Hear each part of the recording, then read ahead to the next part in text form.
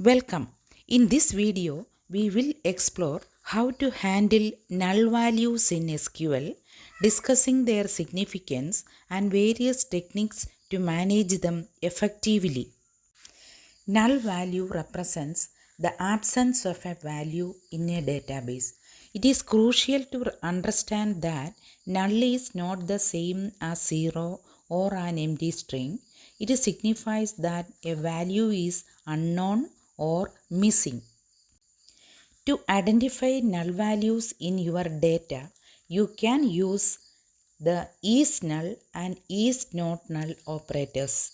Here is an example of how these can be utilized in a query. When you want to filter out null values from your results, you can include conditions in your where clause. Here is how you can do that effectively. Null values can impact aggregate functions.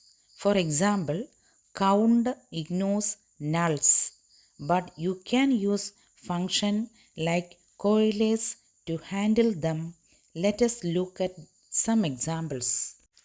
The coalesce function returns the first non-null value from a list, while null if returns null if two specified values are equal.